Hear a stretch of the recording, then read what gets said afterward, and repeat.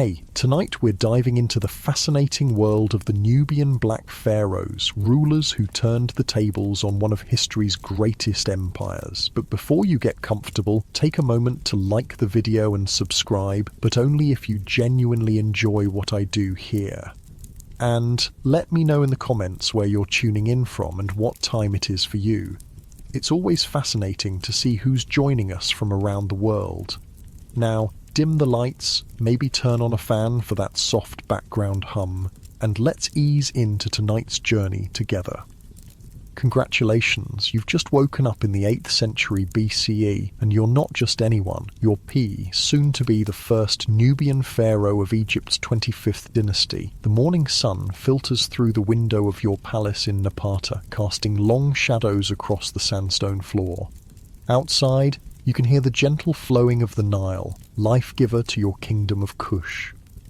The good news is you're about to become one of history's most powerful rulers, commanding an empire that will stretch from deep in present-day Sudan all the way to the Mediterranean Sea. The bad news? Your day as a Nubian pharaoh will test every ounce of your diplomatic skill, military prowess, and divine connection to the gods. You swing your legs over the side of your bed, though bed might be too simple a word for the ornate sleeping platform you rest upon. It's carved from precious woods, inlaid with gold and ivory, and covered with the finest linens. The room around you is spacious and cool despite the growing heat outside. You've got to hand it to the ancient Nubians. They knew how to build. Thick walls keep the desert heat at bay, while cleverly positioned windows allow for refreshing breezes. A servant enters silently, head bowed.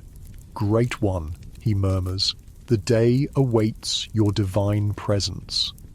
You rise and stretch, feeling the weight of responsibility already pressing down upon your shoulders. Today is no ordinary day. Today you will finalize plans for your northern campaign, the historic push into Egypt that will forever change the relationship between these two ancient powers. Two attendants enter to begin your morning rituals.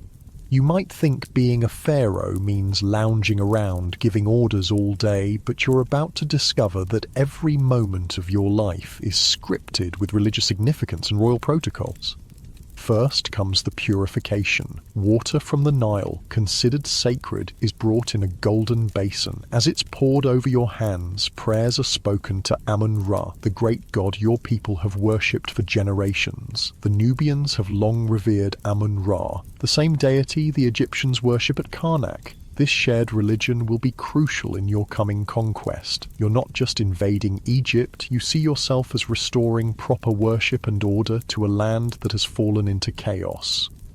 Next, your body is rubbed with oils and perfumes made from ingredients sourced from throughout Africa and beyond. Some of these scented oils come from as far away as Lebanon and Greece, testament to the extensive trade networks your kingdom maintains. The palace attendants work in silence, their hands practiced and efficient. The finest oils are reserved for you alone. One tiny vial might cost what a common farmer earns in a year. Then comes your clothing, and you'd better get used to the heavy regalia of kingship. A simple white kilt of the finest linen forms the base of your outfit. Over this goes a broad, colourful sash that wraps around your waist and hangs down in front. This isn't just any fabric, it's intricately decorated with patterns that signify your royal status. Gold sandals adorn your feet, and heavy gold collars, armbands and bracelets are placed on your body. Each piece of jewellery isn't simply decorative. They're powerful symbols, many bearing protective amulets and inscriptions to the gods. Finally, your attendants bring forth the crowns. Today, you'll wear the distinct double crown that symbolises your rule over both Upper and Lower Nubia. It's surprisingly heavy, and you must hold your head high and steady despite the weight, just one of the many physical demands of kingship. By the time you're fully dressed and adorned, the morning is well advanced. Your clothing alone may weigh an extra 15 pounds, and you'll wear it through the heat of the day. You'd better be physically strong to endure this, and that's before you even begin the actual work of ruling. "The council awaits, Great One," announces the chief steward, bowing deeply. You nod and move toward the great hall where your military commanders and advisors have gathered. Your walk is deliberate and measured. A pharaoh never hurries. Every movement you make is watched and interpreted. A rushed step might be seen as anxiety, a slouched shoulder as weakness. The pressure to appear divine and infallible is constant. The great hall falls silent as you enter. Stone columns soar overhead, their capitals carved to resemble the open papyrus plants that grow along the Nile. Light streams in from high windows, illuminating the vibrant paintings that adorn the walls, scenes of your ancestors communing with the gods, leading victories in battle and bringing prosperity to the land. Your advisors prostrate themselves as you take your seat on the throne. The throne itself is another work of art carved from ebony and overlaid with gold, its arms ending in lion heads, symbols of royal power and protection. "Rise," you command, your voice echoing through the chamber. The council meeting begins, and immediately you're plunged into complex discussions of military strategy, religious obligations, and diplomatic maneuvering. This is where you discover that being pharaoh isn't just about looking magnificent. It requires a keen intelligence and masterful understanding of politics. Your general Tefnakt approaches with a map drawn on papyrus. "Divine One," he begins, "our scouts report that Egypt remains divided. The local princes squabble amongst themselves. Their central authority has collapsed." He points to various locations on the map. Memphis, Thebes, Heracleopolis, all controlled by different factions. You nod thoughtfully. Egypt, once united and mighty, has fractured into competing power centers. The land to your north has entered what historians would later call its third intermediate period, a time of political fragmentation. For centuries, Egypt had been the dominant power, sometimes ruling over Nubian territories, but now the tables have turned. "And the temple of Amun at Karnak," you ask, referring to Egypt's most sacred site. "The priests grow concerned," replies your high priest. "They believe proper rituals are being neglected. They would welcome a strong ruler who respects the old ways. This is crucial information. You've been portraying yourself not as a foreign conqueror, but as a restorer of Ma'at, the ancient Egyptian concept of truth, balance, and cosmic order. Your invasion will be framed as a religious duty, bringing proper worship back to a land that has strayed from divine principles. As the meeting progresses, you learn that your army is nearly ready. The famous Nubian archers, the feared bowmen of Kush, whose skill is legendary throughout the ancient world, form the backbone of your forces. These warriors can hit targets at distances that seem impossible to other armies of the time. Your personal guard, composed of the most elite of these archers, stands at attention along the walls of the hall, but military might alone won't secure your place as pharaoh. You must also understand the complex religious rituals that legitimize royal power in both Nubia and Egypt.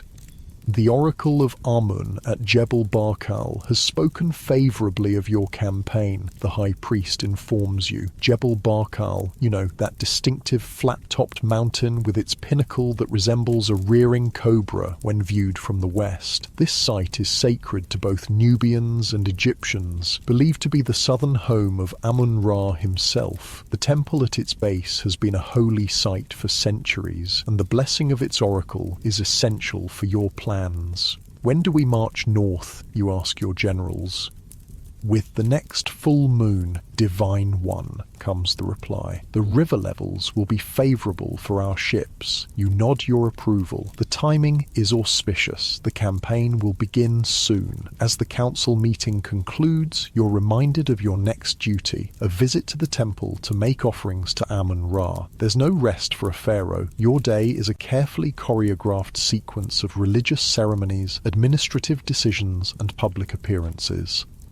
You rise from your throne, and once again your attendants fall in around you as you move toward the palace exit. Outside, the heat of the day hits you like a physical force. The temperature in this region can soar to over 120 degrees during the hottest parts of the year. Even now, well before midday, the air shimmers with heat above the stone pathways. Your people line the route to the temple, falling to their knees as you pass. To them, you are not just a king, you are a living god, the embodiment of divine power on earth. It's a heavy burden to bear. Every blessing in their lives, from the flooding of the Nile to the success of their crops, is believed to flow from your divine connection. And likewise, every hardship might be interpreted as a sign of divine displeasure.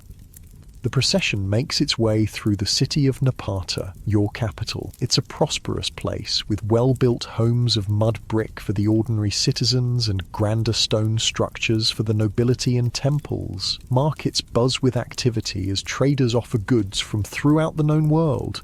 Gold from the mines of the eastern desert, ivory from the south, exotic woods, spices, and precious stones.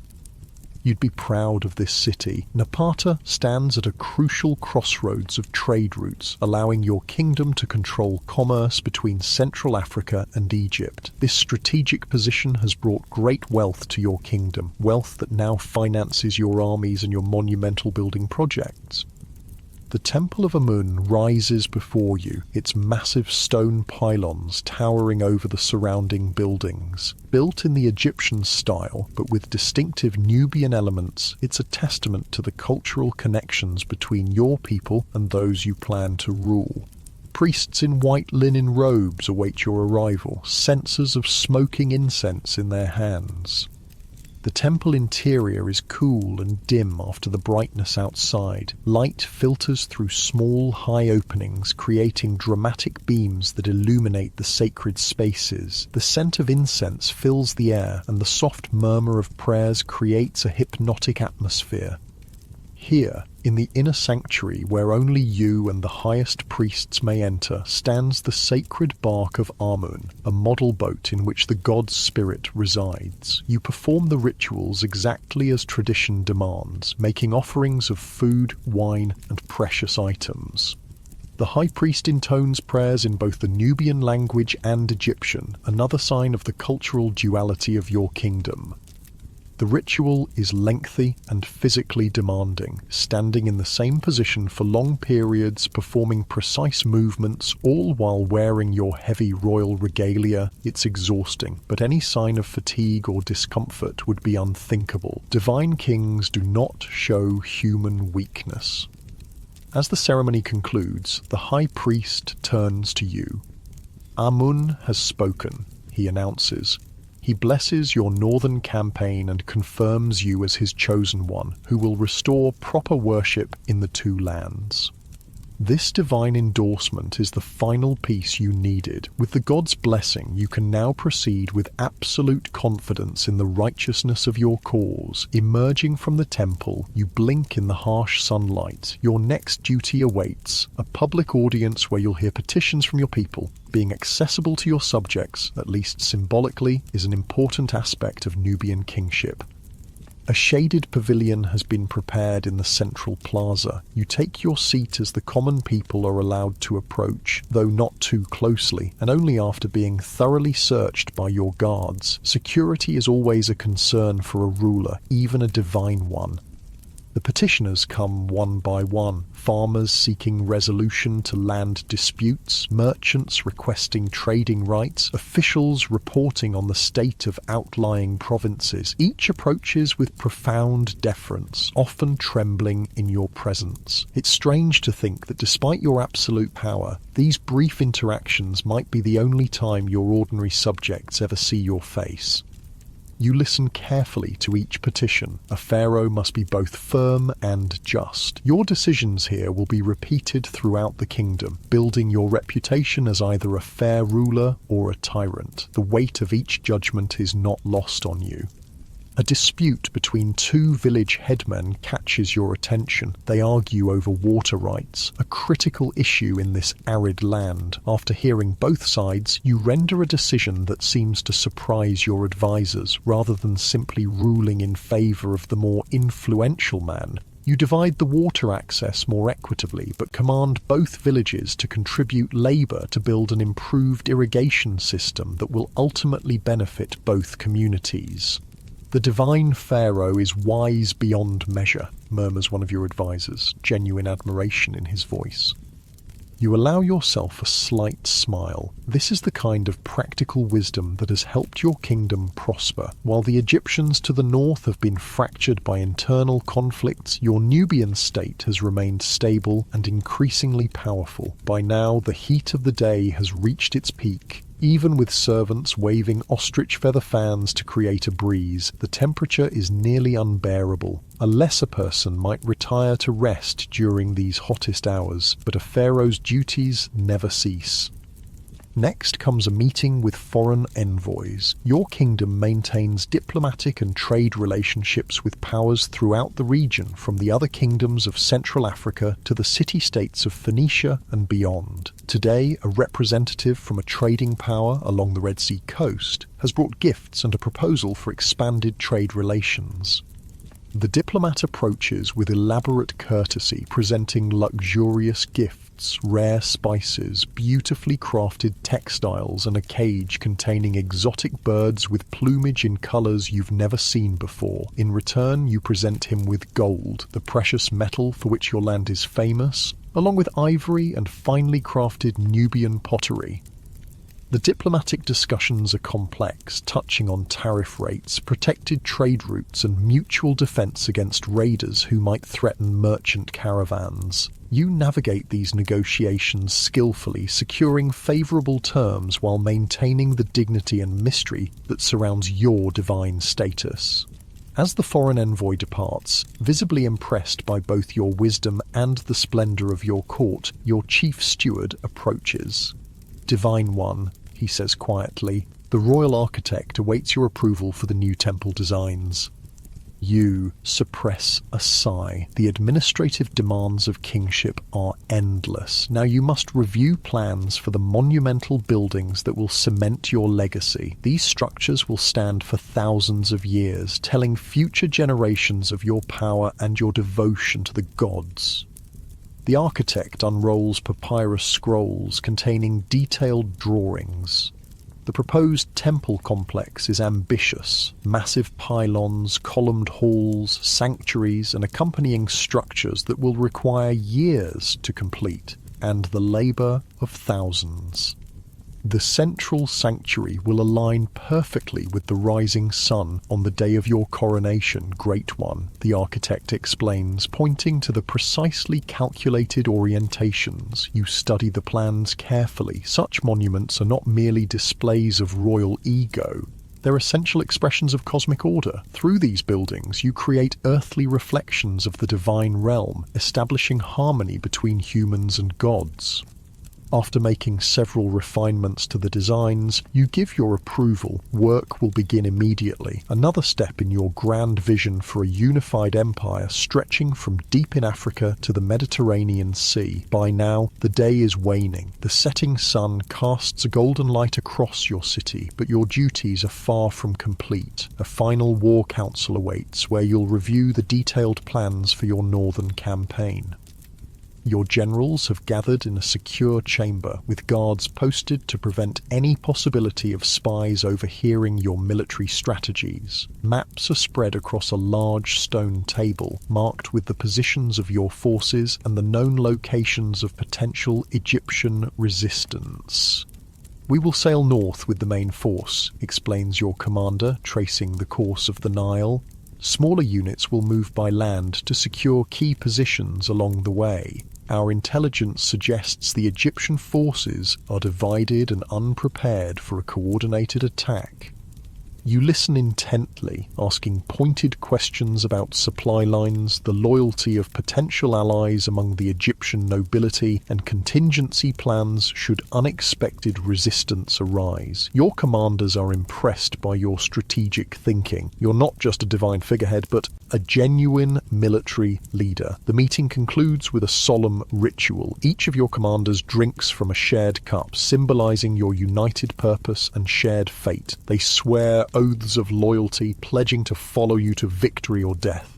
"For Amun-Ra and the divine Pharaoh," they proclaim in unison, their voices echoing off the stone walls. As the war council disperses, you're finally able to retire to your private chambers. Attendants remove your heavy crown and ceremonial garments, replacing them with lighter robes for the evening. They bring food, a lavish meal of roasted meats, fresh fruits, bread, and wine, all tested by food tasters before reaching your table.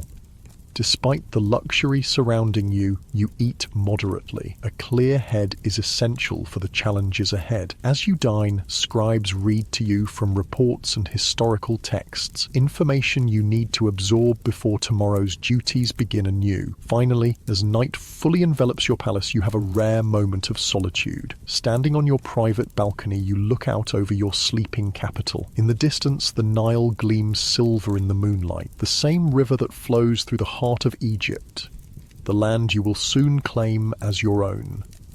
You think about the weight of history pressing upon your shoulders. For centuries, Egypt dominated Nubia. Now you will reverse that dynamic, leading a Nubian dynasty to rule over a unified empire. It's a moment that will be remembered for thousands of years, though not always as accurately as you might hope. Future civilizations will sometimes forget that your kingdom was every bit as sophisticated and cultured as Egypt. They'll overlook the fact that Nubia had its own ancient traditions, writing systems and impressive civilization independent of Egyptian influence. But you don't know this yet. Right now you're focused on the immense task before you. As you finally prepare for sleep, ritual prayers are spoken, protective amulets placed beside your bed. Even your rest is surrounded by ceremony and divine significance. You close your eyes, knowing that tomorrow will bring another day of relentless duties, complex decisions, and preparations for the campaign that will make you the first Nubian pharaoh of Egypt's 25th dynasty, a remarkable moment when the traditional power dynamic between two ancient civilizations was dramatically reversed. Your last thought before drifting into sleep is that perhaps the most challenging aspect of being a Nubian pharaoh isn't the physical demands or the constant ceremonies, it's the sheer weight of destiny. You stand at a pivotal moment in history, and the decisions you make will echo through the centuries. The gentle sound of the night breeze rustling through palm trees outside your window gradually fades as sleep overtakes you. Tomorrow, your journey to change the course of history continues. The morning comes early, as it always does in the desert. The first rays of sunlight filter through the narrow window of your palace chamber, and before you can fully appreciate the peaceful moment, your attendants arrive. Another demanding day as Pharaoh Pi begins. Today is different, though. Today marks the beginning of your historic northern campaign. The invasion of Egypt. Your armies have assembled, your ships are prepared, and the oracles have given favourable omens. It's time to change the course of history. You rise and undergo the same elaborate morning rituals as before: purification with sacred water, anointing with oils, dressing in royal regalia. But today your attendants add something special: the armor and weapons befitting a warrior king. A finely crafted breastplate of bronze scales sewn onto leather is placed over your royal garments. Your sword, its hilt inlaid with gold and ivory, is ceremonially presented to you. May Ammon guide your blade, intones the high priest, bowing deeply. You step outside your palace to review your assembled forces. The sight is truly impressive. Thousands of warriors stretching as far as the eye can see. The famous Nubian archers form the elite units, their powerful bows nearly as tall as a man. These renowned bowmen are feared throughout the ancient world for their accuracy and the tremendous force of their shots, capable of penetrating armor at distances that seem impossible. The soldiers have prepared themselves spiritually as well as militarily. Many have purified themselves in the Nile, following ancient traditions. They wear amulets for divine protection and have painted their bodies with symbols sacred to various gods. Some units carry standards topped with divine emblems: the falcon of Horus, the ram's head of Amun. Great One, your general approaches. The fleet awaits your command. You nod and make your way to the river, where a fleet of ships is ready to transport your army northward. Your royal barge is a marvel of craftsmanship, its hull painted with protective eyes to guide it safely through the cataracts, its cabin decorated with gold and precious materials.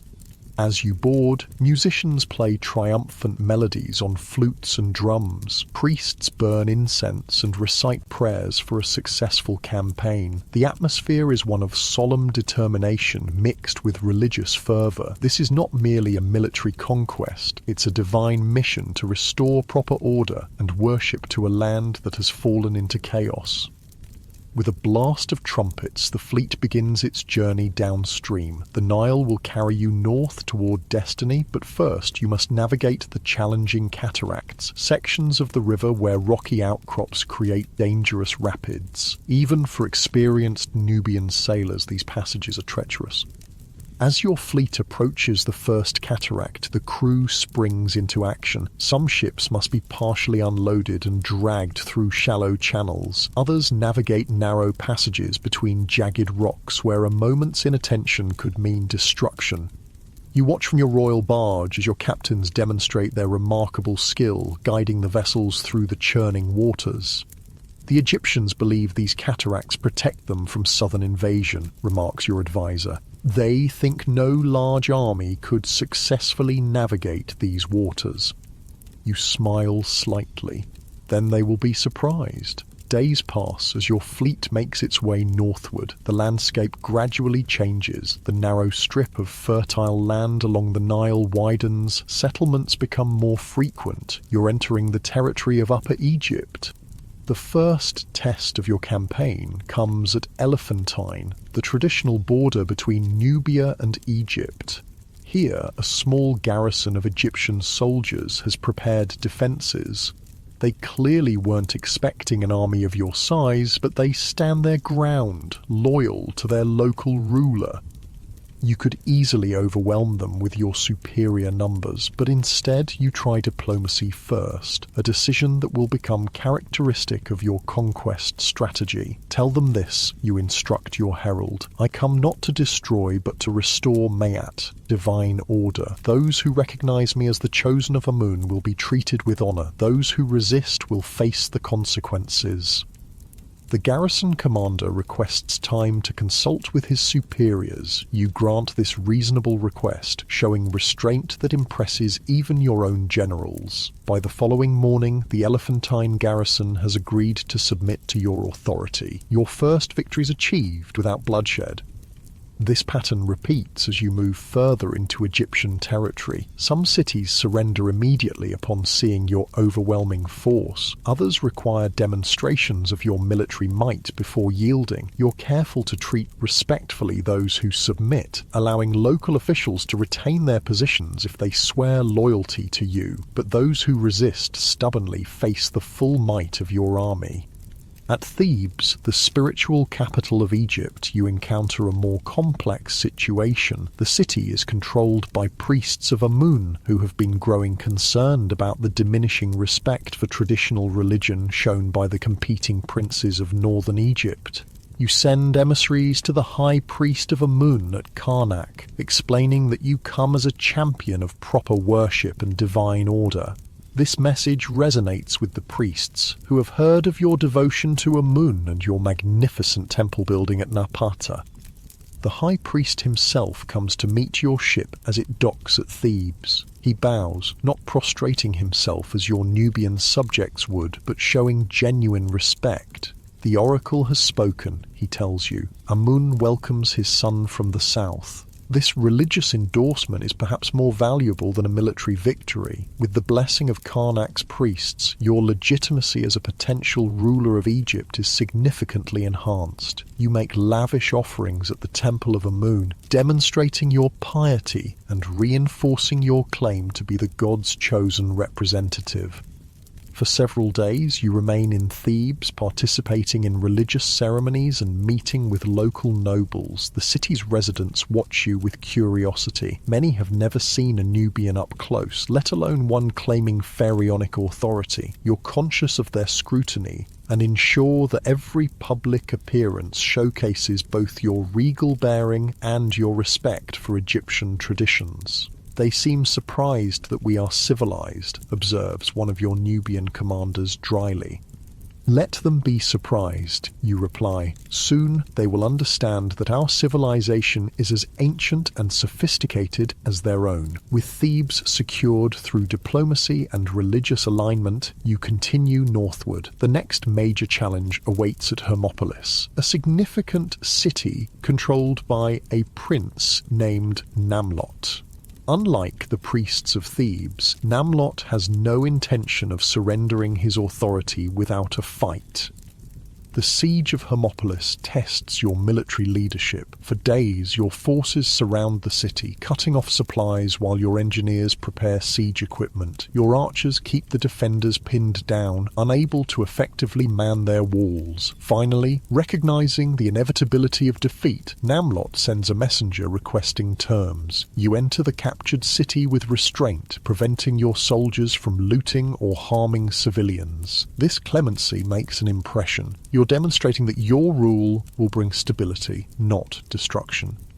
In Namlot's palace, you discover an impressive collection of horses. You've always had a special affection for these animals, considering them noble creatures worthy of respect. When you learn that Namlot's horses have been neglected during the siege, given inadequate water and food, you're genuinely angered. One of the few times your royal composure cracks. You failed to care for these innocent animals, you demand of Namlot. This shows a flaw in your character more concerning than your military resistance. You order your own grooms to tend to the horses immediately and make note of this incident in the victory stele you'll later commission, an unusual detail that reveals your personal values amid the grand political narrative. As your campaign continues northward, word of your approach and your policy of mercy toward those who submit spreads ahead of you. Several more cities surrender without resistance, but the greatest challenge still lies ahead. Memphis, the ancient administrative capital, controlled by a coalition of northern princes led by a ruler named Tefnacht. Memphis is heavily fortified, its walls thick and well maintained, its location on the Nile strategically advantageous. A frontal assault would be costly, perhaps impossible, but you've developed a reputation for clever strategy as well as military might. Under cover of darkness, you send a portion of your fleet to approach the city from an unexpected direction. At dawn, your main force begins what appears to be a direct assault on the main gates, but this is merely a diversion. While the defenders focus on repelling this attack, your ships land troops at a less protected section of the city. The battle for Memphis is fierce but relatively brief. Your troops breach the walls and fighting erupts in the streets. You've given strict orders to avoid damaging temples and to spare civilians, but the defending soldiers are shown no such mercy. By midday, the city's defenders have either fallen or surrendered, and you make your triumphal entry into one of Egypt's most ancient and revered cities. Standing in the palace at Memphis, surrounded by the symbols of Egyptian royal power, you've achieved what might have seemed impossible, a Nubian king controlling Egypt's administrative center. But you know that military conquest is only the beginning of the true challenge, governing this vast territory and earning the acceptance of its people. The next days are filled with political maneuvering. You meet with local officials, priests and nobles, assessing who can be trusted in your new administration. You make offerings at Memphis's temples, particularly to Ptah, the city's patron deity. Every public act is calculated to reinforce your legitimacy as pharaoh.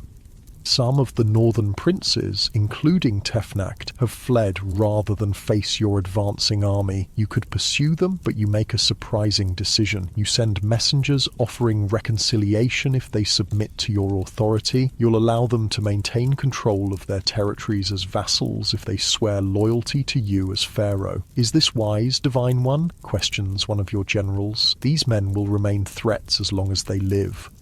Perhaps, you acknowledge. But I haven't come to destroy Egypt's governance, only to unite it under proper divine authority. If they accept me as their rightful ruler, I will accept their local administration. This pragmatic approach, unusual for conquering kings of this era, reflects your understanding that Egypt's administrative structure is too complex to simply replace with your own officials. Better to incorporate the existing system under your supreme authority than to dismantle it entirely. Remarkably, most of the princes accept your terms, swearing oaths of loyalty. Tefnakht, too proud to submit in person, sends tribute and a written oath. You accept this compromise, demonstrating both strength and flexibility. With Egypt now at least nominally united under your rule, you face a new challenge. How to govern this vast territory while maintaining your power base in Nubia. The distance between Memphis and Napata is enormous, over 1,000 miles along the winding course of the Nile. No single ruler can be physically present throughout such an expanse. You develop a system of governance that will characterize the Kushite rule of Egypt. You'll personally travel between the key centers, spending time in both Egypt and Nubia. Trusted family members and officials will serve as your representatives in different regions. Egyptian administrative structures will largely remain intact, but now answer to your authority. At Memphis, you commission a victory stele, a stone monument inscribed with the story of your conquest. Written in hieroglyphics, it details your campaign, emphasizes your piety toward Amun and other gods, and establishes your legitimacy as pharaoh. This victory stele of Paye, as historians will later call it, becomes one of the most important historical documents of your reign. With the political situation in Egypt stabilized, you make a decision that surprises many of your commanders. Rather than remaining in Egypt to solidify your personal rule, you announce your intention to return to Napata, your original capital in Nubia. The conquest is complete, but our homeland requires the pharaoh's presence, you explain. My nephew Shabaka will remain in Memphis as my representative.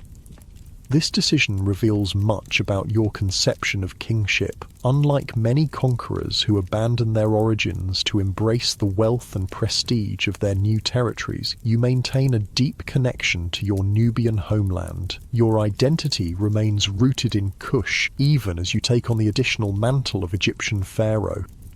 Before departing, you visit the ancient pyramid complexes at Giza and Saqqara. Standing in the shadow of these monumental structures, built nearly 2,000 years before your time, you're moved by their grandeur and spiritual significance. These visits will influence your later decision to revive pyramid building for royal burials, a practice Egyptians had abandoned centuries ago, but which will become a hallmark of your dynasty.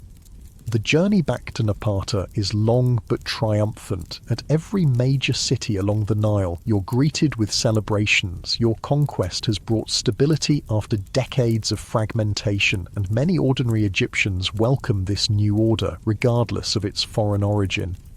Upon your return to Napata, you immediately visit the Great Temple of Amun at the foot of Jebel Barkal, the sacred mountain. There, in an elaborate ceremony, you dedicate the spoils of your Egyptian campaign: golden statues, precious jewellery, rare materials, and other valuables taken from the conquered territories. This reinforces your image as a pious king who shares his success with the gods.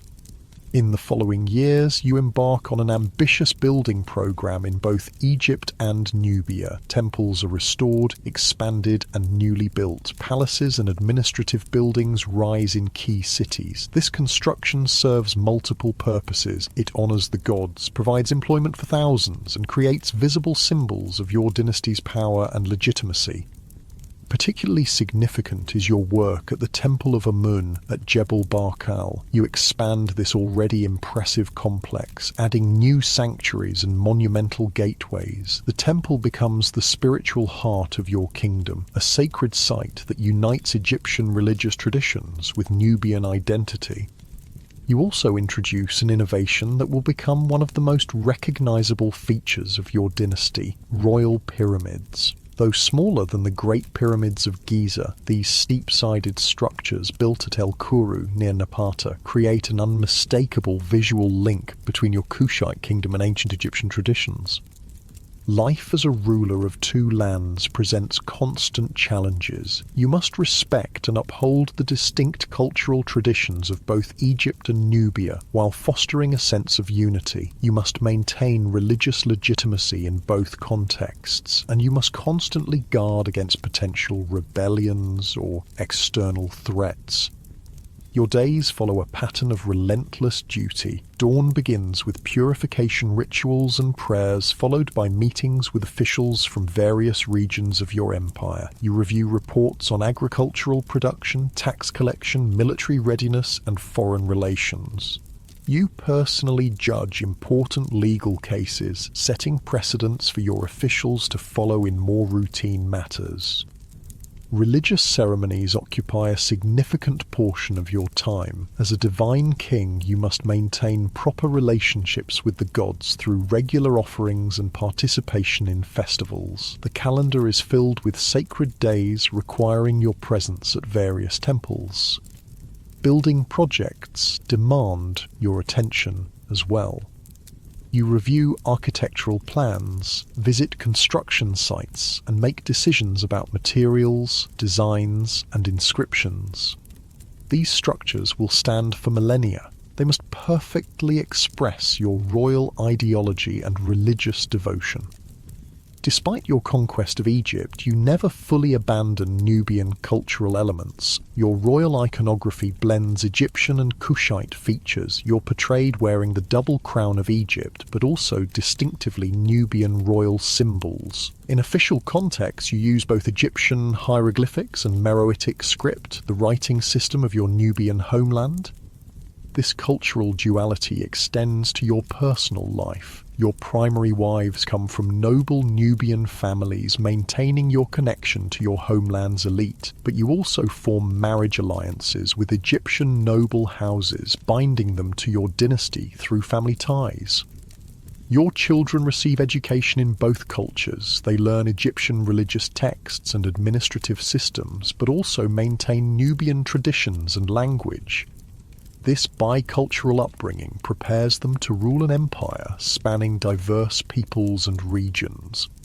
Years pass, and you begin to feel the weight of age and responsibility. You've achieved what seemed impossible, establishing a Nubian dynasty that rules Egypt not through brute force alone, but with religious legitimacy and administrative skill. You've been accepted as a true pharaoh, your name included in official king lists alongside native Egyptian rulers.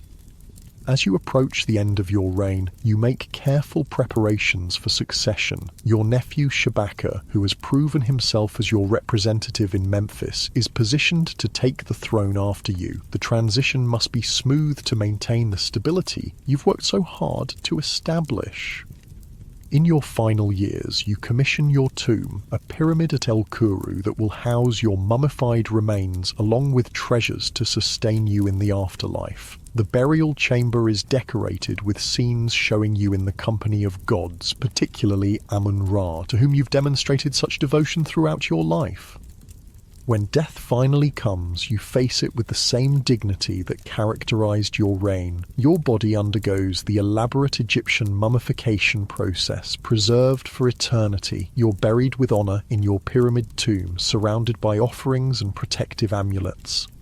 Your legacy is secure. You founded a dynasty that will rule Egypt for nearly a century, bringing a period of stability, religious revival, and cultural flourishing. Future generations will know you as Paye, or Pianki, first of the Black Pharaohs, the Nubian king who conquered Egypt and ruled it with wisdom and piety. And though the pharaoh's death marks an ending, it also heralds a beginning, the continuation of the remarkable Kushite 25th dynasty, whose story is far from complete. For now, your successor Shabaka assumes the double crown, facing the same immense challenges you once did, balancing two cultures, maintaining divine legitimacy and protecting a vast empire against both internal division and external threats.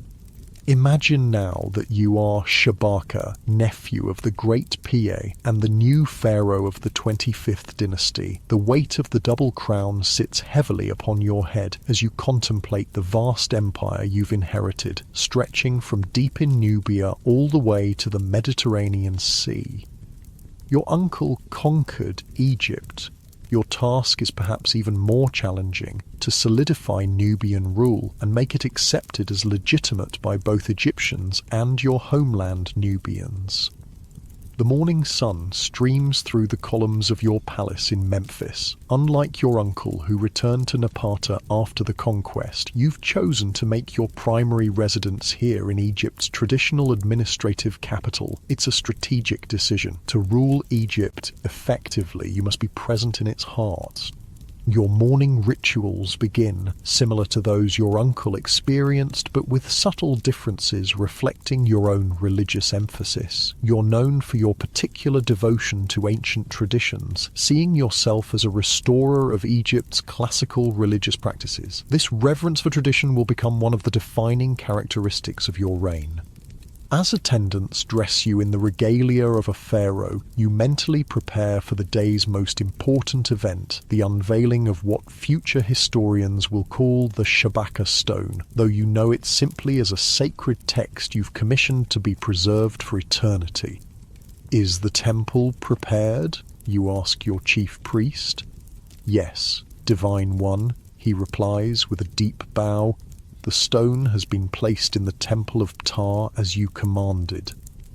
This project has been close to your heart, the preservation of an ancient religious text that was deteriorating on an old papyrus. You ordered it carved into black basalt, ensuring it would survive for eternity. The text describes the Memphite theology, explaining how the god Ptah created the world through his heart, understanding, and tongue, speech. It's a profound theological document that connects creation itself to Memphis, the city where you now rule. What you couldn't possibly know is that this stone will survive long after your dynasty falls. Nearly 2,500 years later, it will be discovered by European archaeologists, becoming one of the most important sources for understanding ancient Egyptian religious thought. Your act of preservation will prove more lasting than the military conquests that brought your family to power. After a light breakfast of bread, dates, and watered wine, you proceed to the temple for the dedication ceremony. Your procession through Memphis is an elaborate affair. Guards clear the way, musicians play solemn melodies, and priests carry sacred emblems. The people prostrate themselves as you pass, a living god walking among them. The Temple of Ptah is one of Memphis's most ancient and revered sanctuaries. Inside, the cool dimness provides relief from the growing heat of the day. Incense smoke curls toward the ceiling as priests chant prayers. The stone you've commissioned sits prominently in the main hall, its polished black surface gleaming in the light of oil lamps. The dedication ceremony is lengthy and complex, involving multiple offerings and recitations. You personally read portions of the sacred text aloud, your voice echoing through the temple chambers. By preserving this ancient wisdom, you're making a powerful statement about your reign. You may be Nubian by birth, but you are the true guardian of Egyptian tradition. After the ceremony, you return to the palace for the daily business of governance. Your approach to ruling differs somewhat from your uncle's. Where Pa was a warrior king who conquered through military might, you're more of a scholar king, focused on cultural and religious revival. Both approaches have their place in securing your dynasty's position. Your officials bring reports from throughout the realm. Tax collection proceeds effectively, ensuring the wealth needed for your building projects and to maintain the army. The Nile flood has been favourable this year, promising good harvests. Local administrators, mostly Egyptians whom you've kept in their positions, report general peace and compliance with your rule. But there are always challenges. A noble from the Delta region has been spreading dissent, questioning whether a Nubian can truly be a legitimate pharaoh. You must decide how to respond. Bring him to Memphis, you command after consideration, not in chains, but with honour. I will show him that I am more devoted to Egyptian traditions than he is himself. This approach typifies your rule, using cultural authority rather than brute force whenever possible. You understand that the Kushite dynasty must earn acceptance through demonstrating its commitment to Egyptian values, particularly religious ones. Later that day, you meet with the architects overseeing your building projects. Under your direction, temples throughout Egypt are being restored and expanded. You're particularly focused on the temple complexes at Karnak and Luxor in Thebes, the spiritual heart of Egypt. The new hypo-style hall at Karnak will be completed before the next inundation, the chief architect assures you, showing detailed plans drawn on papyrus. You nod approvingly. These massive building projects serve multiple purposes. They honour the gods, provide employment for thousands of workers, and create visible symbols of your dynasty's power and piety. The distinctive Kushite architectural touches you've incorporated, particular column styles and decorative elements, will mark these buildings as products of your reign for centuries to come. As evening approaches, you're reminded of another crucial aspect of pharaonic duty, family affairs. Your sister Amanirdis has been installed as God's wife of Amun in Thebes, a position of immense religious and political importance. She effectively governs Upper Egypt in your name through this religious office. A messenger has arrived with her reports and requests.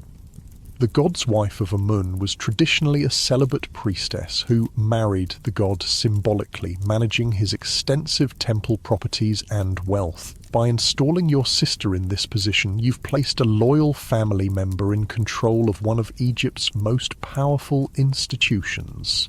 It's a strategy that began with your uncle Pa and continues under your rule. You review Amanirdis's reports with care. She writes of religious ceremonies performed, administrative decisions made, and political situations requiring your awareness. Her position helps ensure that Thebes, always potentially rebellious, remains firmly under Kushite control. As night falls, you finally have a more private meal with your family, your Nubian wife Tebekenamun, your children, and close relatives who serve in your administration. Here, the formality of court life relaxes somewhat. Conversations switch between the Egyptian language you use for official business and your native Nubian tongue. Your children are growing up between two cultures, educated in both Egyptian and Nubian traditions. They represent the bicultural future you envision for your dynasty. Your oldest son, Shebitku, watches and learns from your example, knowing he will likely inherit the double crown one day. Later, in the relative privacy of your chambers, you review a diplomatic message that arrived earlier from Assyria, the powerful empire expanding from Mesopotamia. Their king Sargon II sends formal greetings, but there's an undercurrent of tension. Assyrian influence is growing in the Levant, the region along the eastern Mediterranean that serves as a buffer between your realm and theirs. We must watch them carefully, you tell your foreign affairs advisor. For now, maintain cordial relations, but strengthen our presence in the eastern delta and Sinai. This nascent Assyrian threat will grow in the coming years, eventually becoming the greatest external challenge to Kushite rule in Egypt. But for now, it remains distant, something to monitor rather than fear. Before sleeping, you perform private devotions, praying to Amun-Ra and other deities for guidance and protection. The religious sincerity of the Kushite pharaohs is noteworthy. Your dynasty's legitimacy rests heavily on your role as divine intermediaries chosen by Amun to restore proper worship and cosmic order. As you drift towards sleep, you reflect on your accomplishments and the challenges ahead. Your reign has brought stability and religious revival. You've cemented the legitimacy of Kushite rule through your devotion to Egyptian traditions while maintaining your distinctive Nubian identity. The remarkable Black Pharaoh dynasty that began with your uncle Paye continues to flourish under your guidance. Years pass, and eventually you too must face mortality. When death comes, you're buried with full Egyptian royal honours in a pyramid tomb at El Kuru in your Nubian homeland, continuing the tradition established by Piye. Your nephew Shebitku succeeds you, becoming the third Kushite pharaoh of Egypt's 25th dynasty. Shebitku's reign is relatively brief, but continues the patterns established by you and Paye, maintaining Kushite control over Egypt, supporting religious institutions, and carefully watching the growing Assyrian threat to the northeast. But it's his successor who will truly define the dynasty in both glory and tragedy. Now imagine that you are Taharqa, the fourth ruler of the Kushite dynasty. You ascend to the throne as a young man, energetic and ambitious. Your predecessors conquered Egypt and established Kushite rule. You intend to raise the dynasty to even greater heights. Your coronation takes place at Tanis in the Egyptian Delta, signifying your control over all Egypt from its northernmost regions to the depths of Nubia in the south. The crown placed upon your head represents not just a political office, but a divine role. You are now the living embodiment of Horus, mediator between gods and humans, responsible for maintaining cosmic order. The early years of your reign fulfill your ambitions. You prove to be the greatest builder of the Kushite dynasty, commissioning temples, palaces, and monuments throughout Egypt and Nubia. Your name will be found from the delta to the fourth cataract of the Nile, inscribed on columns and statues that will stand for millennia. At Karnak, you construct a magnificent colonnade in the temple court with massive columns topped by open papyrus capitals. Though time will eventually leave only one of these columns standing, it will remain an impressive testament to your architectural ambition, towering nearly 70 feet high, covered with exquisite relief carvings. At Jebel Barkal, in your Nubian homeland, you expand the sacred complex dedicated to Amun. The temple of Mut, consort of Amun, is carved directly into the rock face of the sacred mountain. Inside, reliefs show you making offerings to the gods, legitimizing your rule through divine approval. Your building projects extend to practical works as well. You order the construction of new irrigation systems, improving agricultural productivity. Wells are dug in desert regions to support trade routes. These pragmatic improvements benefit ordinary people's lives, while also strengthening your economic and military position. One morning, as you review plans for a new temple at Kawa in Nubia, a messenger arrives with concerning news from the northeast. Divine One, he reports after prostrating himself. Assyrian forces have invaded the Levant in greater numbers than ever before. Several city-states that pay tribute to Egypt have appealed for our protection. This is the moment when external politics will begin to dominate your reign. The Assyrian Empire, based in Mesopotamia, has been expanding westward for decades. Now, under their king Esarhaddon, they present a direct threat to Egyptian interests and ultimately to Egypt itself. You call your military commanders and advisors for an emergency council. Maps are spread before you, showing the Levantine coastal regions and the advancing Assyrian positions. For centuries, Egypt has considered this area part of its sphere of influence, a buffer protecting its northeastern frontier. We must support our vassals, you declare after hearing various opinions. Prepare the army to march eastward. This decision sets in motion events that will define the latter part of your reign. The initial engagement with Assyrian forces goes well. Your army successfully pushes them back, protecting Egyptian allied cities in the Levant. You commission victory monuments celebrating this success, not realizing it will prove temporary. The demands of international politics now occupy much of your time. You forge alliances with various powers who also fear Assyrian expansion. One of your most significant partnerships is with King Hezekiah of Judah, who resists Assyrian domination. This alliance enters religious texts that will still be read thousands of years later. The Hebrew Bible records how Tirhakah, king of Ethiopia, Taharka, came to support Judah against the Assyrian king Sennacherib during his siege of Jerusalem. The biblical account describes how the Assyrian army mysteriously withdrew after your intervention, a significant diplomatic and military achievement for your dynasty. Despite these initial successes, the Assyrian threat continues to grow. Their technological and military advantages, iron weapons, advanced siege equipment, and overwhelming numbers make them a formidable enemy. Your kingdoms of Egypt and Kush, though wealthy and sophisticated, struggle to match their military innovations.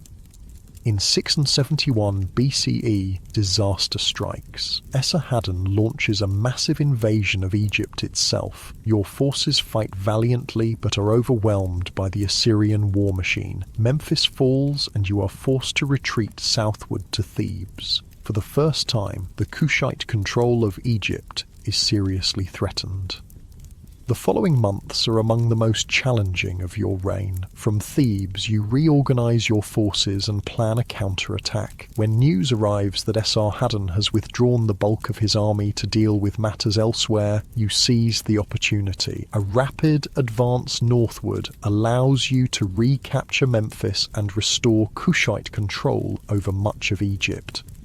This victory proves short-lived. In 669 BCE, Esarhaddon marches on Egypt again. Though he dies during the campaign, his son Ashurbanipal continues the invasion. The Assyrian forces are overwhelming, and this time they push beyond Memphis to Thebes itself.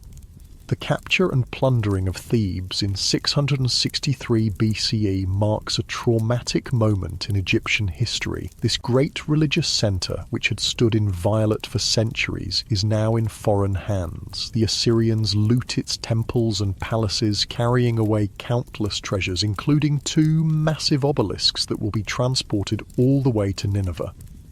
You are forced to retreat to your Nubian homeland, effectively ending Kushite control of Egypt. After nearly a century of rule, the 25th dynasty's dominion over the 2 lands comes to an end. Yet even in this defeat, you maintain your royal dignity and religious authority. In Napata and throughout Nubia, you are still Pharaoh, still the divine king chosen by Amun. The final years of your reign focus on strengthening your Nubian kingdom and preserving what remains of your dynasty's legacy. You continue building projects in Nubia, particularly at Nuri, where you establish a new royal cemetery. Your pyramid there, larger than those of your predecessors, will become your final resting place. Despite the loss of Egypt, you're remembered as one of the greatest kings of the 25th dynasty. Your architectural achievements, military campaigns, and cultural patronage leave an indelible mark on both Egyptian and Nubian history. The religious revival you and your predecessors championed influences Egyptian culture long after Kushite political control ends. When death finally comes, you're buried with appropriate ceremony in your pyramid at Nuri. Your successor Tantamani will make one last attempt to restore Kushite control in Egypt, briefly recapturing Memphis before being permanently driven back by the Assyrians and their Egyptian allies. The 25th dynasty's rule over Egypt has ended, but its legacy endures. For nearly a century, Nubian kings ruled as pharaohs, bringing stability, religious revival, and cultural flourishing after a period of fragmentation. They governed not as foreign occupiers, but as legitimate pharaohs, accepted within the ancient Egyptian tradition. The distinctive artistic style developed during your dynasty, blending Egyptian and Nubian elements, continues to influence creative expression in both regions. The religious texts you preserved, particularly the Memphite theology on the Shabaka stone, ensure that ancient wisdom survives for future generations, and the pyramids you built in Nubia stand as enduring monuments to your dynasty's power and cultural sophistication. Perhaps most importantly, your dynasty demonstrates that the relationship between Egypt and Nubia was never simply one of Egyptian dominance. These two ancient African civilizations influenced each other profoundly over thousands of years, sometimes as rivals, sometimes as partners. And during your remarkable era, with Nubians as Egypt's divinely appointed rulers. Far from the stereotype of a peripheral civilization existing in Egypt's shadow, your Kushite kingdom reveals itself as a sophisticated power with its own distinct traditions, capable of not only resisting Egyptian influence, but of conquering and ruling Egypt itself. The story of the Black Pharaohs stands as a powerful reminder of Africa's complex history and the remarkable civilizations it produced long before European colonization. As the stars shine over your pyramid tomb at Nuri, your legacy lives on, in monuments that still stand, in texts still studied, and in the permanent reframing of the relationship between two of Africa's greatest ancient civilizations. Now that we've explored the grand political narratives of the Nubian pharaohs, let's step away from the royal palaces and battlefields to discover what life was like for ordinary people living under the rule of the Black Pharaohs. After all, empires aren't just made of kings and conquests. They're built on the daily lives, labours, and beliefs of thousands of individuals whose names rarely appear in historical records. Imagine you're no longer a pharaoh, but instead an ordinary resident of the Kushite kingdom during the height of the 25th dynasty. The sun rises over your mud brick home in a small village along the Nile, somewhere between the 3rd and 4th cataracts in what is now northern Sudan. This is the heartland of Kush, the powerful African kingdom that sent its rulers north to conquer Egypt. Your home is simple but comfortable, built of sun-dried mud bricks that keep the interior surprisingly cool despite the scorching heat outside. The walls are thick with small windows placed high to create air circulation while minimizing the direct sunlight. The flat roof, accessible by a ladder, serves as an outdoor sleeping area during the hottest months when the interior becomes too warm at night. Inside, the floor is packed earth, swept clean each morning. Reed mats provide seating during the day and bedding at night. Storage jars contain your household's precious grain supply, carefully protected from mice and insects. Clay oil lamps provide light after sunset, though most activities follow the natural rhythm of daylight. As the first rays of sun filter through your doorway, you rise to begin your day. If you're a farmer, as most people in this society are, your schedule is dictated by the seasons and the river. During the inundation, when the Nile floods and covers your fields, you might work on maintaining irrigation channels or on other tasks like repairing tools and buildings. After the waters recede, leaving behind fertile silt, the planting begins, back-breaking work of preparing the soil and sowing seeds. The Nubian agricultural system relies on both the natural flooding of the Nile and increasingly sophisticated irrigation methods. The shadaf, a simple but effective device with a counterweight on one end of a pole and a bucket on the other, allows you to lift water from the river to irrigate fields beyond the natural flood zone. More complex water wheel systems, powered by oxen, expand the arable land even further. Your main crops include sorghum and millet, ancient indigenous grains perfectly adapted to the African climate. These hardy plants form the foundation of the Nubian diet. You also grow barley for making beer, various vegetables like onions and cucumbers, and perhaps some fruit trees if you're fortunate enough to have a garden plot.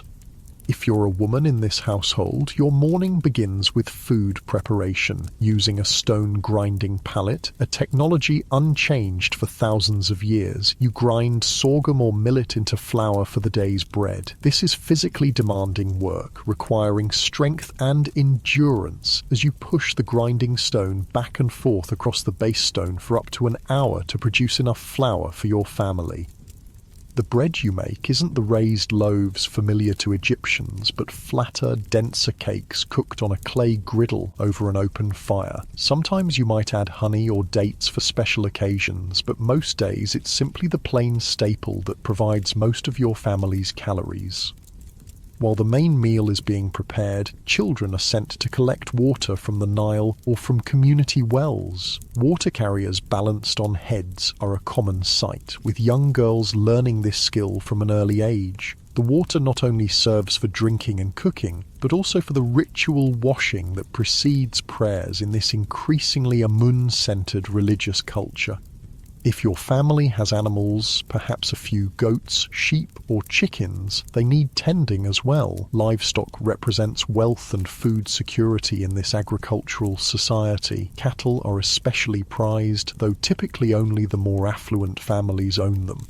For most ordinary households, smaller animals provide occasional meat, milk and eggs to supplement the grain-based diet.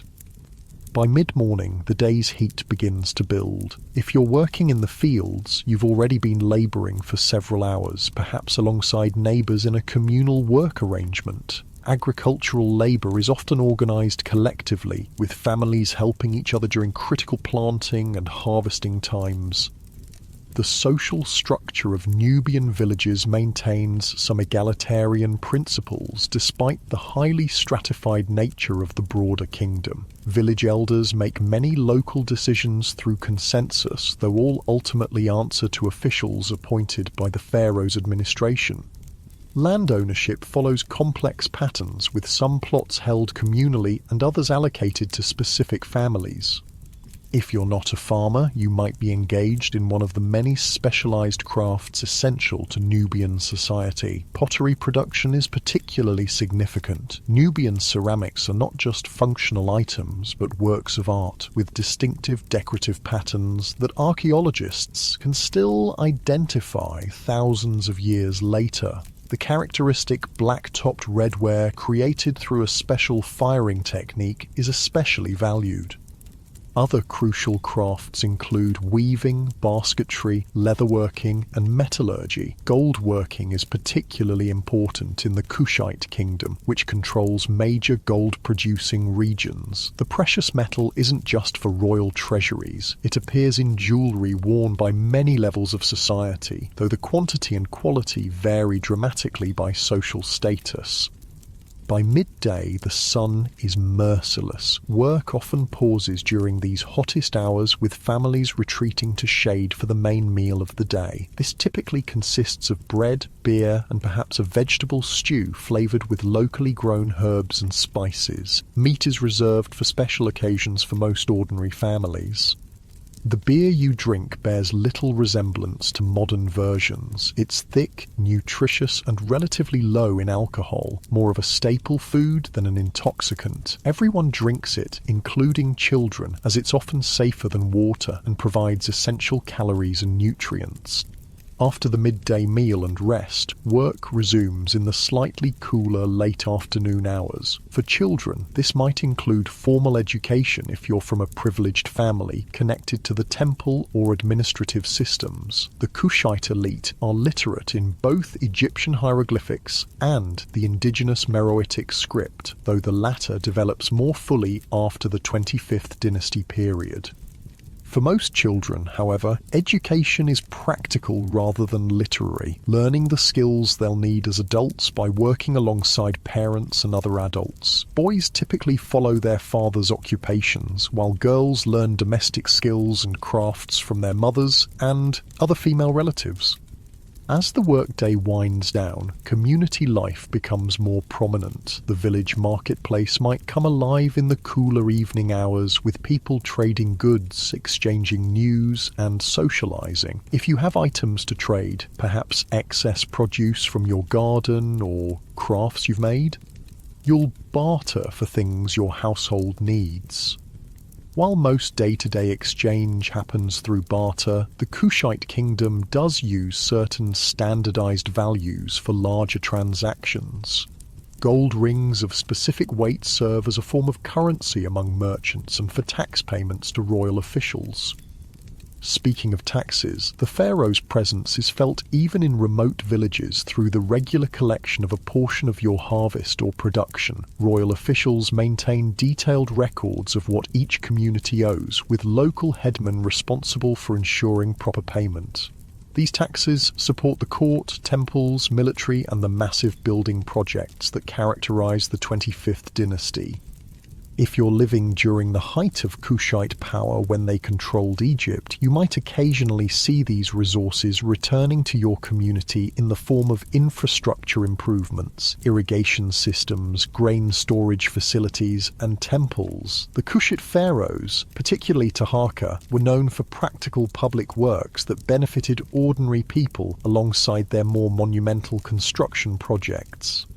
As evening approaches, religious observances become part of many households' routines, while the elaborate ceremonies of the great temples are conducted by professional priests. Family-level worship takes place in homes and local shrines. Small figurines representing deities, Amun-Ra, Isis, Hathor, and others from the Egyptian pantheon, along with indigenous Nubian gods like Apedamak, the lion-headed warrior god, might occupy a special niche in your home. The religious practice of ordinary Nubians during this period represents a fascinating synthesis. While the royal ideology centers heavily on Amun-Ra, everyday spirituality incorporates a broader range of deities and practices. Some elements date back to the indigenous A group and C group cultures of prehistoric Nubia, while others reflect Egyptian influence from centuries of cultural exchange. Protective amulets are commonly worn, especially by children and pregnant women thought to be particularly vulnerable to spiritual dangers. These might be simple clay or stone pendants inscribed with divine symbols, or more elaborate pieces made of faience, a ceramic material with a glassy surface if your family has means. After the evening meal, another round of bread with perhaps some dried fish, lentils, or vegetables, families gather to socialize. Storytelling is an important tradition, with elders passing down historical and mythological narratives that reinforce cultural identity and values. These stories often feature the exploits of kings and gods, but also trickster tales and moral fables that provide entertainment and instruction. Music and dance form another essential aspect of community life. Simple instruments, drums made of pottery or wood covered with animal skin, reed flutes, rattles, and stringed instruments similar to small harps, accompany songs and dances for both ceremonial and recreational purposes. Public performances might mark festivals, weddings, or other significant community events. As the stars appear in the clear desert sky, most village activities wind down. Without artificial lighting, sleep patterns generally follow the natural cycle of daylight. During the hottest seasons, many people sleep on rooftops to catch evening breezes, with entire families spreading reed mats across the flat mud brick surfaces. This cycle of daily life continues with seasonal variations. The agricultural calendar dictates much of the year's rhythm, with intense periods of activity during planting and harvest interspersed with somewhat less demanding seasons. Religious festivals mark important transitions, the beginning of the Nile flood, the harvest, and astronomical events like solstices. If you're living in one of the larger urban centres like Napata rather than a rural village, your daily experience differs significantly. Cities serve as administrative, religious and commercial hubs with more specialised occupations and greater social stratification. Urban dwellers might work as scribes in the royal administration, recording tax collections, inventorying temple property, or drafting correspondence. Others serve as priests in the elaborate temple complexes that form the spiritual centres of Kushite society. Craftspeople in cities often produce more specialised luxury goods for the elite: fine jewellery, decorated weapons, cosmetic items, and elaborate furnishings.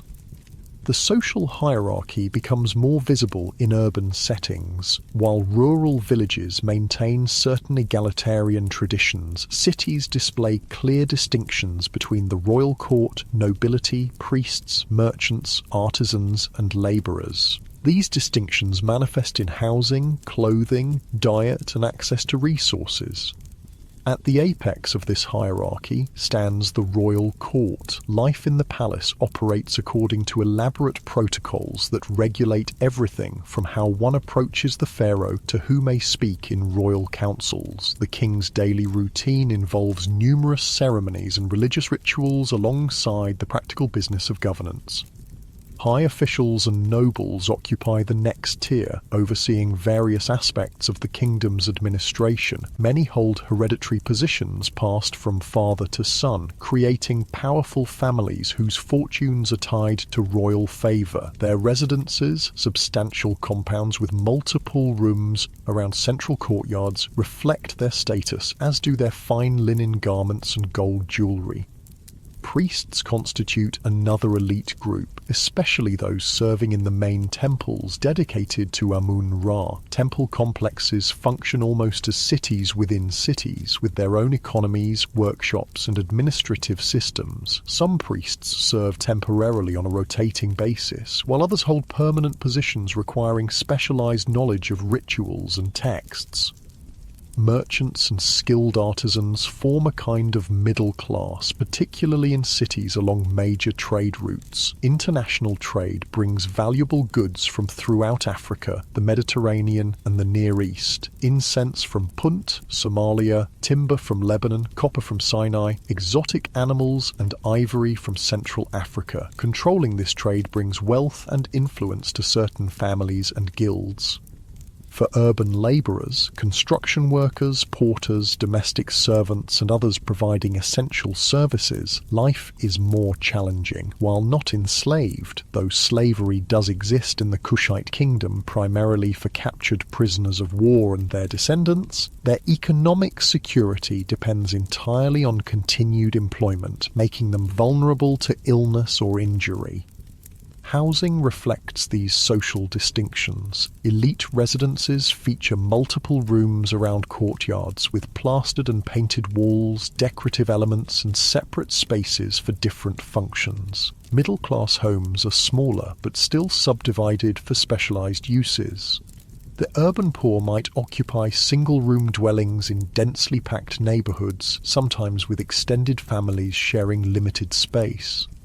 Clothing similarly signals social position. The elite wear fine linen garments, often pleated and adorned with colourful borders. Gold jewellery, including heavy collars and bracelets, completes their outfits. Ordinary people make do with simpler linen or cotton clothing, with more modest adornments of beads, faience, or copper. Children often go naked or nearly so until puberty, a practical adaptation to the hot climate. Personal appearance receives careful attention across all social classes. Nubian hairstyles are elaborate and distinctive, with braided patterns that can indicate age, status, and regional identity. Both men and women use oils to protect their skin from the harsh sun and cosmetics for both practical protection and aesthetic enhancement. Kohl, a dark mineral pigment, lines the eyes, helping to reduce glare and prevent eye infections while also being decoratively pleasing.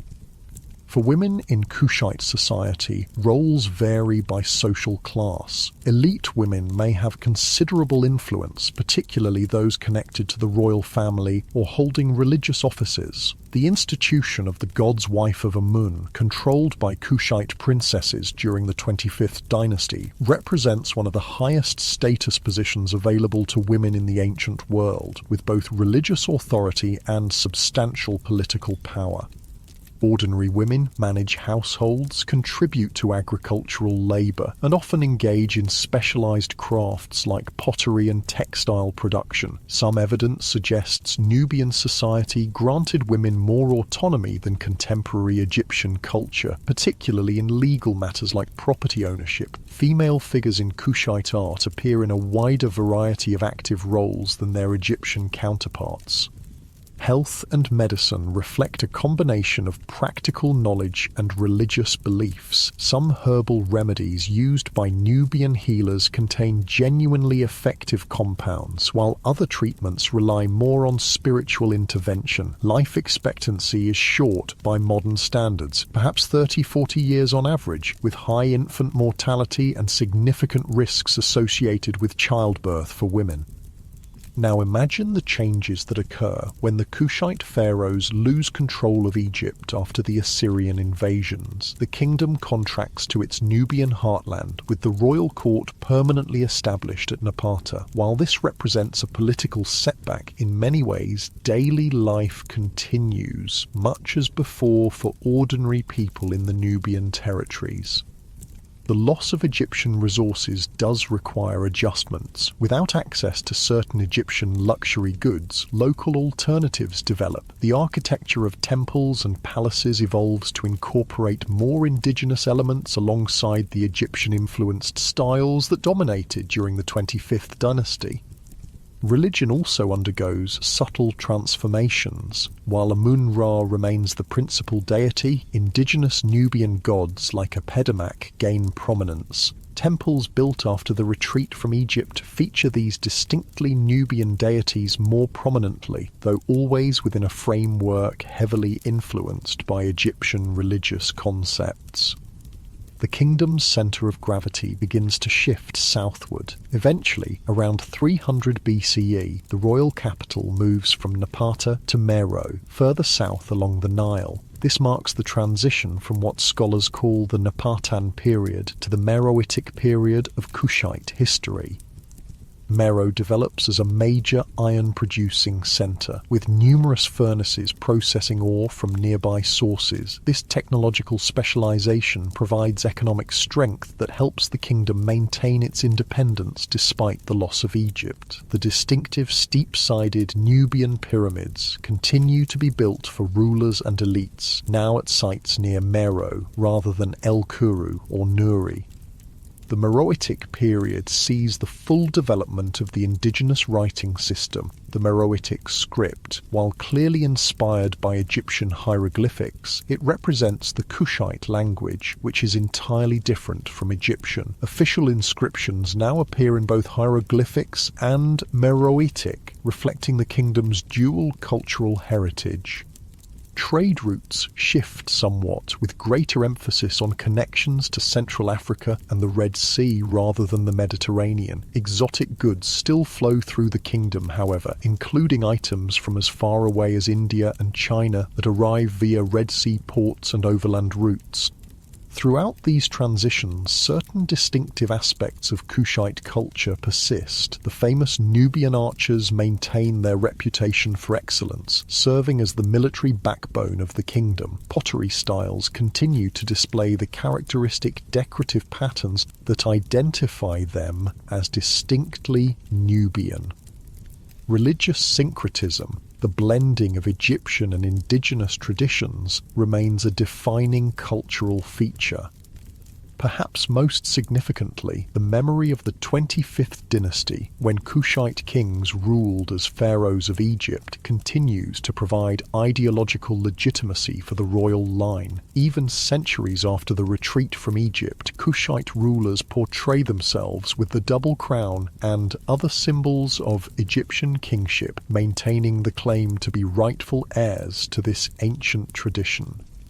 For ordinary people, these grand political narratives might seem distant from daily concerns of agriculture, family, and local community, yet the cultural pride associated with the Black Pharaoh period likely permeates society at all levels, reinforcing a sense of Kushite identity and historical importance that helps sustain the kingdom through various challenges. This remarkable civilization continues for centuries after the 25th dynasty ends, with the kingdom of Kush remaining independent until around the 4th century CE, eventually changing trade patterns, resource depletion, and pressure from the rising kingdom of Aksum in Ethiopia contribute to its decline. But the legacy of Kush, and particularly the extraordinary period when Nubian kings ruled as Egypt's 25th dynasty, endures far beyond the kingdom's political existence. Archaeological discoveries continue to reveal the sophistication of this African civilization, challenging earlier historical narratives that marginalized Nubia's role or portrayed it merely as a cultural appendage to Egypt. The story of the Black Pharaohs and the kingdom they ruled stands as a powerful reminder of Africa's complex pre-colonial history, a story of sophisticated states with monumental architecture, distinctive artistic traditions, complex religious systems, and far-reaching trade networks. Far from being peripheral to world history, Nubia and its remarkable 25th dynasty represent a central chapter in the development of ancient civilization. As our journey through the world of the Nubian Black Pharaohs draws to a close, let's explore how this remarkable chapter of history was almost forgotten, then rediscovered, and what it means for our understanding of ancient Africa and world history today. The story of how the Black Pharaohs' legacy survived through millennia is perhaps as fascinating as their reign itself.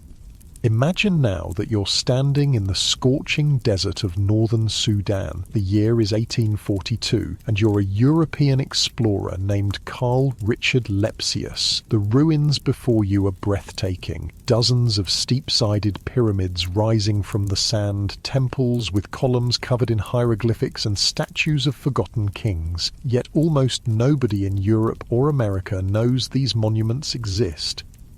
For centuries, Western understanding of ancient history focused almost exclusively on Greece, Rome, and Egypt, largely ignoring the sophisticated civilizations that flourished in Nubia. When Nubia was mentioned at all, it was usually portrayed as a primitive cultural backwater, significant only as Egypt's source of gold and slaves.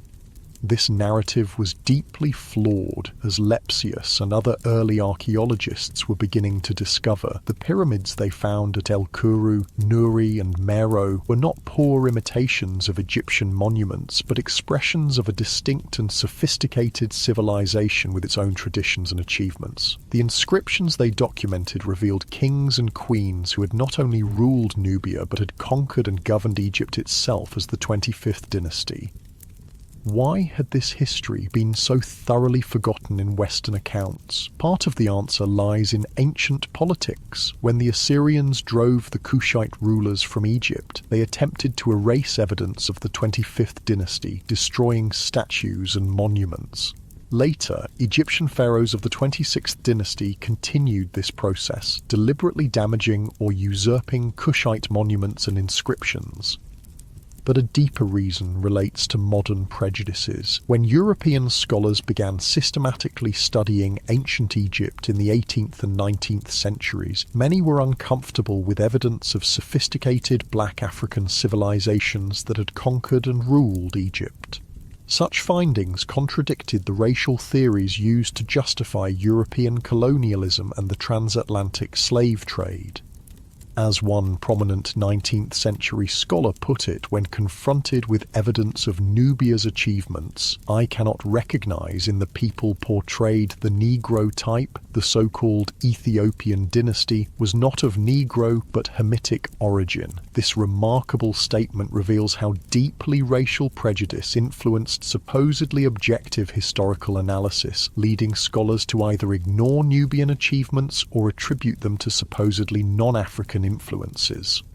Fortunately, archaeological evidence is persistent. Throughout the 20th century, continued excavations revealed more and more of Nubia's remarkable history. The construction of the Aswan High Dam in the 1960s, which would flood many ancient Nubian sites under the waters of Lake Nasser, prompted emergency archaeological work that dramatically expanded knowledge of the region's past.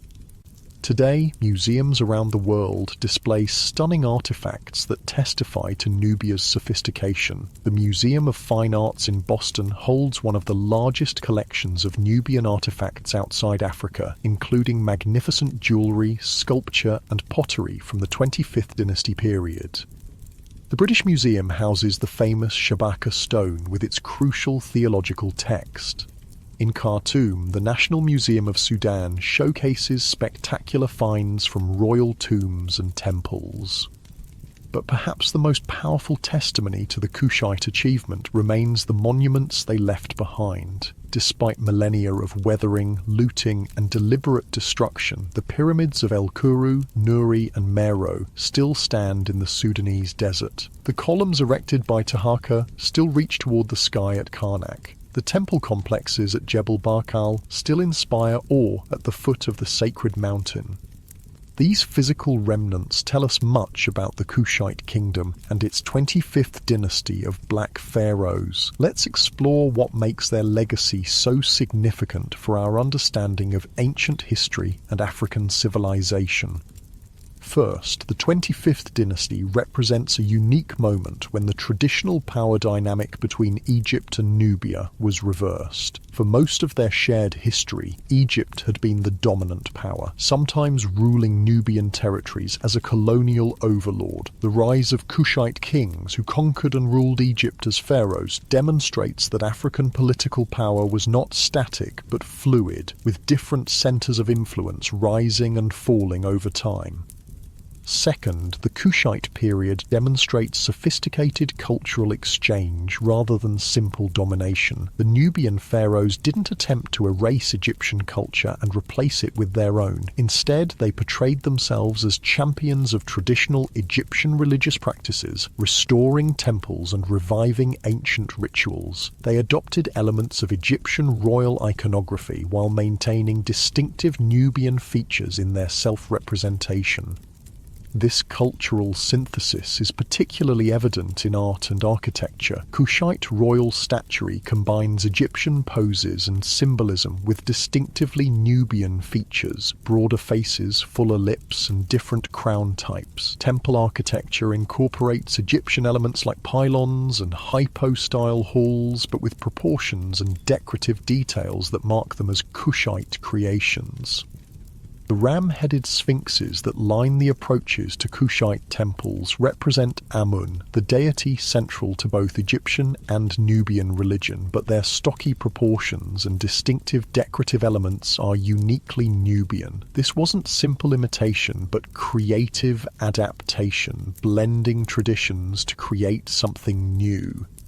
Third, the religious policies of the 25th dynasty had lasting impacts on Egyptian theology. The Kushite pharaohs' emphasis on traditional worship, particularly their focus on Amun and the Theban theological system, helped preserve ancient religious texts and practices that might otherwise have been lost during Egypt's politically fragmented Third Intermediate period. The famous Shabaka stone, commissioned by the second Kushite pharaoh, preserves the only known copy of the Memphite theology, a crucial text for understanding ancient Egyptian conceptions of creation. By having this text carved in stone, Shabaka ensured its survival for over 2,500 years, providing modern scholars with invaluable insights into Egyptian religious thought. Fourth, the practical achievements of the Kushite rulers, particularly Taharqa, improved daily life for ordinary people. Beyond monumental buildings, they constructed and repaired irrigation systems, dug wells, and built grain storage facilities. These practical works increased agricultural productivity and improved water management, directly benefiting communities throughout Egypt and Nubia. Fifth, the Kushite period saw important technological innovations, particularly in metallurgy, while the 25th dynasty itself preceded the height of Nubian iron production, which flourished later at Meroe. It laid the groundwork for these developments by strengthening the kingdom's economic and political foundations. The later Kushite mastery of ironworking, with hundreds of smelting furnaces producing tools and weapons, represents one of Africa's most significant technological achievements.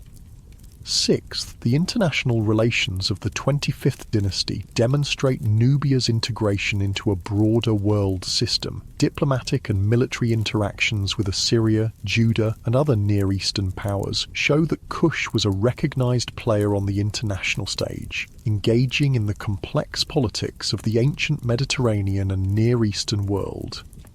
The biblical mention of Tirhakah, king of Ethiopia, Taharqa, coming to Judah's aid against Assyria isn't just a religious reference, but evidence of real political and military alliances that shaped the history of the entire region. Far from being isolated, Nubia under the 25th dynasty was connected to a vast network of trade, diplomacy, and sometimes conflict that spanned from Mesopotamia to the Mediterranean and deep into Africa.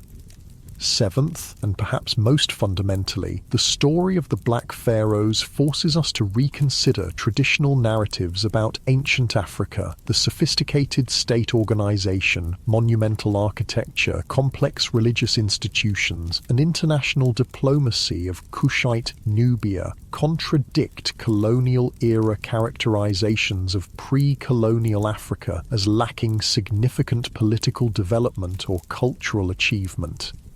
The recognition of Nubia's achievements doesn't depend on comparing it to Egypt or other non-African civilizations. Kush was remarkable on its own terms, with a history spanning over 2,000 years, longer than Rome's empire existed. Its distinctive artistic traditions, architectural innovations, and technological developments represent major contributions to human cultural heritage.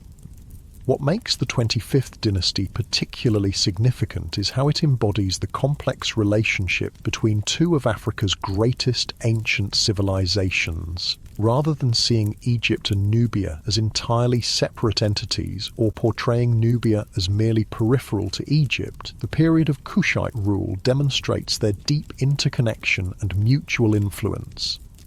So what happened to this remarkable kingdom after the end of the 25th dynasty? Though driven from Egypt by the Assyrians around 656 BCE, the kingdom of Kush continued to flourish in its Nubian homeland for nearly a millennium more. The royal capital eventually shifted from Napata to Meroe, further south along the Nile, where iron production became a major economic activity. During this Meroitic period, the kingdom maintained many cultural elements established during the 25th dynasty: pyramid burials for rulers, worship of Amun alongside indigenous deities like the lion god Apedamak, and an artistic tradition that blended Egyptian and Nubian elements. The Meroitic script, derived from Egyptian hieroglyphics but representing the Kushite language, came into full use during this period. Kushite queens holding the title Candace, often rendered as Candace in Greek and Roman sources, gained particular prominence during the later Meroitic period. These powerful women sometimes ruled independently rather than as consorts, leading armies and conducting diplomacy with other powers. One such queen famously negotiated with Augustus Caesar's representatives around 21 BCE, securing favourable terms after military confrontations. The kingdom finally declined in the 4th century CE, weakened by changing trade patterns, environmental degradation from intensive iron production, and pressure from the rising kingdom of Aksum in what is now Ethiopia. Yet even after Kush's political collapse, its cultural influence persisted in the successor Christian kingdoms that emerged in Nubia, which maintained distinctive artistic traditions and architecture influenced by their Kushite heritage. When we look at the broader legacy of the Nubian 25th dynasty and the Kushite civilization it represented, several insights emerge that remain relevant today. First, the story of the Black Pharaohs reminds us that history is rarely simple or linear. Power shifts, cultures blend, and innovations emerge from unexpected places. The traditional narrative of Egypt as the dominant civilization and Nubia as its peripheral neighbor overlooks the complex reality of their relationship, which included periods of Nubian dominance and significant Nubian contributions to shared cultural developments. Second, the rediscovery of Nubia's achievements demonstrates how historical narratives can be shaped by modern prejudices and political agendas. The minimization of Kushite contributions in earlier Western scholarship wasn't accidental, but reflected colonial-era racial theories that were uncomfortable with evidence of sophisticated African civilizations. Recognizing these biases helps us approach historical questions with greater awareness of our own potential blind spots. Third, the cultural synthesis practiced by the Kushite pharaohs offers a model of engagement that neither rejects outside influences nor abandons indigenous traditions. The 25th dynasty rulers adopted elements of Egyptian culture that served their purposes while maintaining distinctly Nubian features in their self-representation and governance. This selective adaptation allowed them to function effectively within Egyptian contexts while preserving their own cultural identity. Fourth, the 25th dynasty's emphasis on restoration and preservation, rebuilding temples, documenting ancient texts, reviving traditional practices, demonstrates an awareness of history's value that resonates with modern concerns about cultural heritage. By consciously positioning themselves as protectors of tradition, the Nubian pharaohs not only legitimized their rule, but also ensured the transmission of knowledge that might otherwise have been lost. Fifth, the practical achievements of rulers like Taharqa remind us that even in societies where kings claimed divine status, effective governance often depended on addressing ordinary people's material needs. The irrigation works, wells, and grain storage facilities constructed during the 25th dynasty probably did more to secure popular support than grand theological claims or monumental architecture. Finally, the story of the Black Pharaohs contributes to a more accurate and nuanced understanding of Africa's pre-colonial past. Rather than treating the continent as a blank space awaiting European discovery or assuming that significant developments must have come from outside, recognition of Nubia's achievements helps restore agency and complexity to African historical narratives. The pyramids rising from the Sudanese desert, the colossal statues of Kushite kings, the temples with their ram-headed sphinxes. These aren't curiosities or footnotes to Egyptian history, but monuments to one of the world's great ancient civilizations. The fact that this history was obscured for so long says more about modern prejudices than about Nubia's actual significance. Today, archaeological work continues in Sudan, with new discoveries regularly expanding our understanding of Kushite civilization. Advanced techniques like satellite imaging, geophysical surveys, and DNA analysis are providing fresh insights into questions that have puzzled researchers for generations. Each finding adds detail to the picture of this remarkable African kingdom and its dynasty of Black Pharaohs. For the people of modern Sudan, this ancient heritage represents an important connection to their past. Despite political difficulties that have sometimes complicated archaeological work and site preservation, many Sudanese take immense pride in their country's role as the homeland of this sophisticated civilization.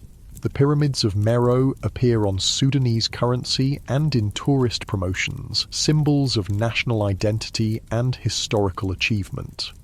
In Egypt, too, there's growing recognition of the Kushite contribution to the country's long history. The 25th dynasty is now properly included in exhibitions and educational materials about Egypt's pharaonic past, acknowledged as a period of religious revival and cultural flourishing rather than dismissed as a foreign interruption.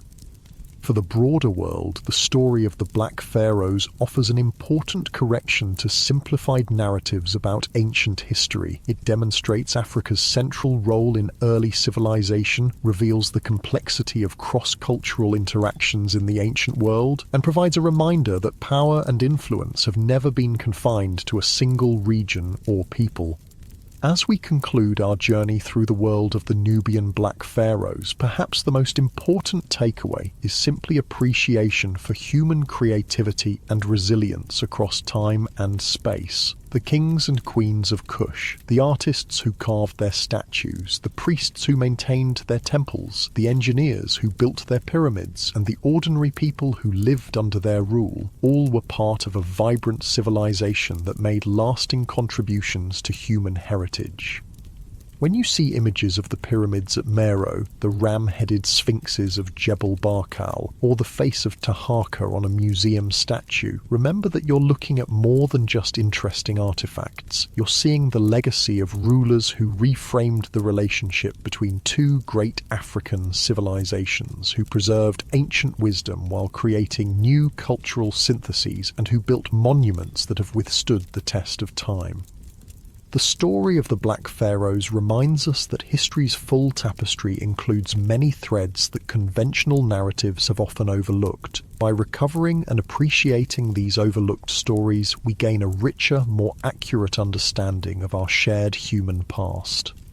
As the stars shine over the ancient pyramids of Nuri and El Kuru, where the Nubian pharaohs lie in their eternal rest, their legacy continues to inspire new generations of scholars, artists, and ordinary people fascinated by this remarkable chapter in Africa's long and complex history.